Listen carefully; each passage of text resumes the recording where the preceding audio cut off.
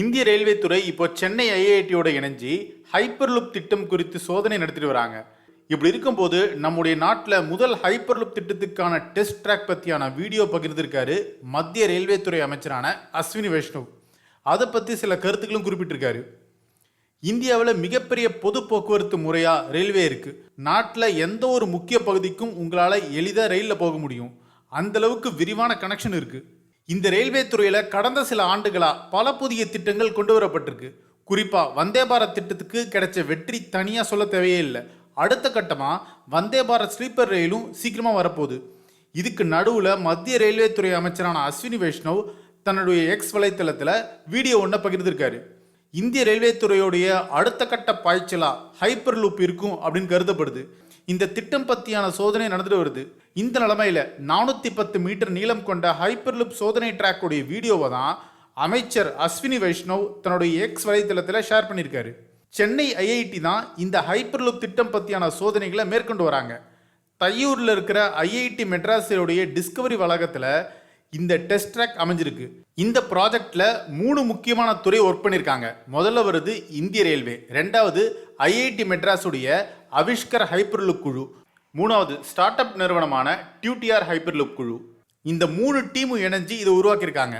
இதை பற்றி அஸ்வின் வைஷ்ணவ் என்ன சொல்லியிருக்காருன்னா, நம் பாரதத்துடைய முதல் ஹைப்பர்லூப் சோதனை ட்ராக்கான 410 மீட்டர் நிறைவடைஞ்சிருச்சு அப்படின்னு பதிவிட்டிருக்காரு. வரும் காலத்தில் ஹைப்பர்லூப் தொழில்நுட்பத்தை இந்தியா விரைவில் பயன்படுத்தணும் நம்பிக்கை இருக்கு. இதுக்காக ரயில்வே ஐஐடி மெட்ராஸுடைய அவிஷ்கர் ஹைப்பர்லூப் குழு மற்றும் டியூடிஆர் ஸ்டார்ட் அப் குழுவுக்கு நன்றி அப்படின்னு சொல்லியிருக்காரு அஸ்வினி வைஷ்ணவ். இது தொடர்பாக ஒரு செய்திக்குறிப்பு வெளியிட்டிருக்காங்க. அதில் என்ன சொல்லியிருக்காங்கன்னா, அதிவேக நம்பகமான குறைந்த செலவில் ஹைப்பர்லூப் தொழில்நுட்பங்களை போக்குவரத்துக்கு தேவையான வகையில் மேம்படுத்துறதும் வணிகமயமாக்குறது தான் எங்களுடைய ஹைப்பர்லூப் டீமுடைய நோக்கம்.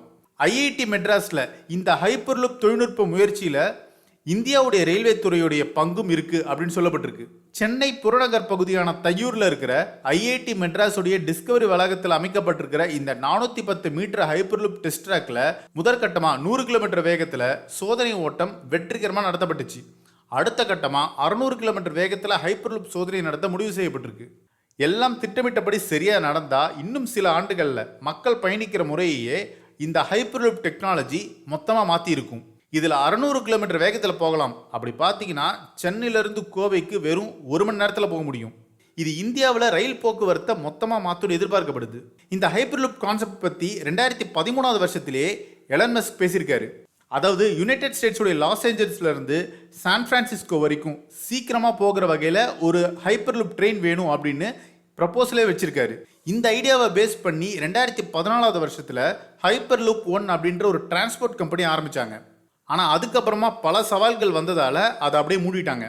ஆனால் இந்த ஹைப்பர்லூப்ன்ற ஒரு ஐடியா உலகத்துடைய பல நாடுகளுக்கும் போச்சு. இப்போ இந்தியாவும் அதை முன்னெடுத்திருக்காங்க.